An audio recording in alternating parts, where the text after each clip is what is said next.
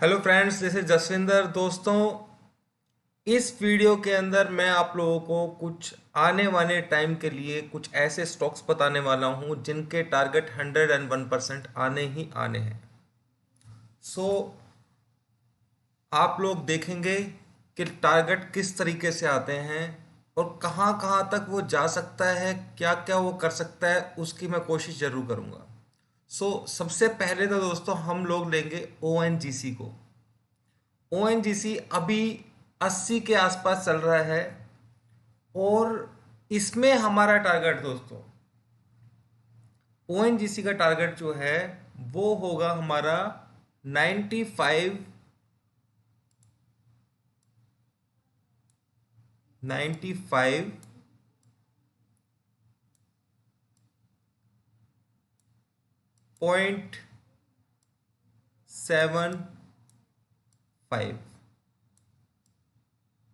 Okay, point, ये हमारा target होगा। अभी राइट नाउ इसका प्राइस 80 रुपए के आसपास चल रहा है। अब दोस्तों मैं आपको एक चीज बता देता हूं, जितने भी स्टॉक्स मैं आप लोगों को दे रहा हूं उनके अंदर कम से कम एक एज ए इन्वेस्टमेंट आपको ट्रेड करना होगा। ये चीज ध्यान रखिएगा, टारगेट 100% इसे आना ही है। ठीक है। आप कभी भी क्या होता है कि लोग, जैसे कि मैंने ग्रासिम दिया था आप लोगों को, थोड़ा सा ऊपर नीचे होता है तो आपको घबराहट होनी शुरू हो जाती है। दोस्तों मैं पहले ही बोल चुका हूं, इस चैनल को वो लोग बिल्कुल ना देखें जो लोग ऑप्शंस में ट्रेड करते हैं। मैंने उस वक्त ही बताया था ये चीज। ठीक है, तो दोस्तों टाइम ले सकता है, टारगेट जरूर आता है, ये चीज समझ लीजिए। टारगेट यहाँ से अभी बहुत नीचे का है ग्रासिम का। और जैसे कि मैंने बताया आपको, ONGC का मैंने आपको बता दिया है 95.75। अभी फिलहाल 80 पर चल रहा है ये दोस्तों। ठीक है। और सेकंड नंबर है बजाज फाइनेंस का दोस्तों, जो कि बजाज फाइनेंस राइट नाउ 3605 पर चल रहा है ये। तो बजाज फाइनेंस को देखना है आपने। अब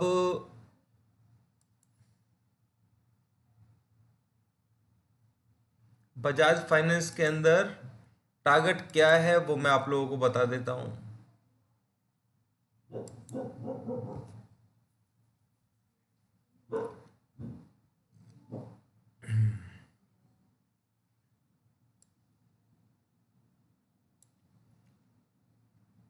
बजाज फाइनेंस के अंदर दोस्तों टारगेट नोट कीजिए आप। अर्लीस्ट टारगेट जो होगा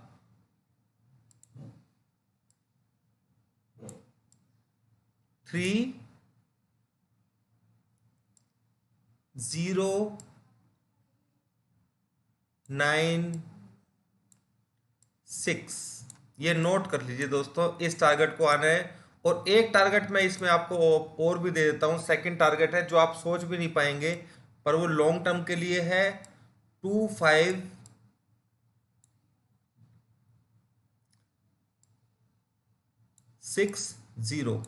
तो दोस्तों इन दोनों टारगेट्स के लिए आप लोग बजाज फाइनेंस को सेल कर सकते हैं। अभी चल रहा है 3607। टारगेट बहुत बड़े हैं, जैसे कि मैंने आपको बताया। देखिए एक टारगेट तो यहाँ पे पड़ेगा, इतना लंबा नीचे यहाँ पर जा करके। तो मार्केट के अंदर कभी भी गिरावट आ सकती है, या हो सकता है कि कुछ टाइम ये कंसोलिडेट करे यहाँ पर और थोड़ा ऊपर भी जा सकता है। वो आपको देखना है कि किस तरीके से आपको ट्रेड लेना है। मैंने आपको टारगेट दे दिया है, यानी कि यहाँ से करीबन 12-13% का टारगेट, तो सॉरी 20% का टारगेट तो पहला ही है। ठीक है, तो उसके बाद 30% तक के टारगेट है दोस्तों। और ये टारगेट बिल्कुल शॉर्ट शॉर्ट है, ये आएंगे। आप देखेंगे कि टारगेट सभी आते हैं दोस्तों। मार्च के अंदर जो मार्केट में गिरावट आया था, वो सारे टारगेट जो पेंडिंग थे सभी आ गए थे। आप देख सकते हैं मारुति का भी टारगेट आ गया उसमें, और जो भी टारगेट्स दिए थे सभी आ गए हैं। तो डाउन साइड के टारगेट भी आने हैं सभी। तो ये लेवल्स मैंने आप लोगों को दिए हैं, ये टारगेट्स मैंने आप लोगों को दिए हैं। बजाज फाइनेंस का भी आप लोगों को दे दिया है, ONGC का भी आपको दे दिया है। अब थर्ड नंबर दोस्तों मैं आपको देने वाला हूं मारुति। मारुति अगर आपको दोस्तों ऊपर मिलता है तो आप उसे सेल कर सकते हैं, उसका टारगेट जो होगा वो होगा 6286। ठीक है, ये सभी लेवल्स कैश के लेवल में बता रहा हूं। अभी चल रहा है 6900 के अराउंड चल रहा है मारुति। तो आप सेल कर सकते हैं, ऊपर अगर आता है तो भी सेल कर सकते हैं, ये चीज ध्यान रखिएगा, पर इसे सेल में ही जाना है। टारगेट ये मैंने आपको इनिशियल टारगेट दिया है, बाकी टारगेट बाद में देखेंगे दोस्तों। थर्ड थर्ड जो स्टॉक है दोस्तों वो है डॉक्टर रेडी। डॉक्टर रेडी हमारा सेल बना हुआ है, काफी टाइम से सेल बना हुआ है, पर इसके टारगेट्स कितने पेंडिंग बचे हुए हैं, आप यहां पे सेल कर सकते हैं, बाउंस मिलता है तो सेल कर सकते हैं। तो डॉक्टर रेडी का जो टारगेट है वो है 3565,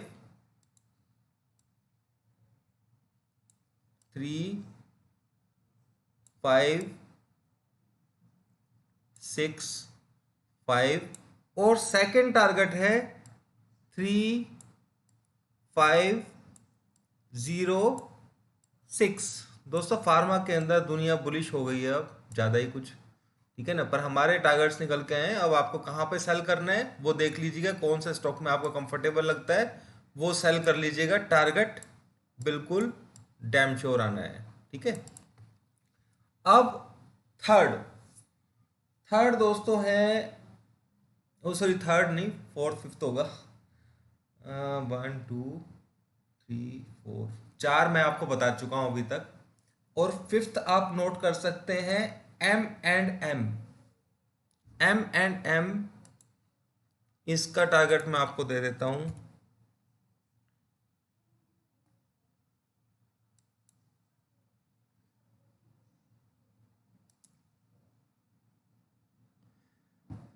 दोस्तों M&M के अंदर हो सकता है कि एक बार ये ऊपर जा सकता है, ऊपर, पर मैं आपको टारगेट दे देता हूं। इसका टारगेट जो है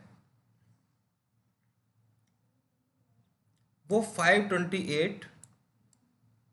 तो सेल अपने हिसाब से कीजिएगा, ऊपर आए, हाई को भी तोड़े उस कंडीशन में। और सेकंड टारगेट है इसका 410।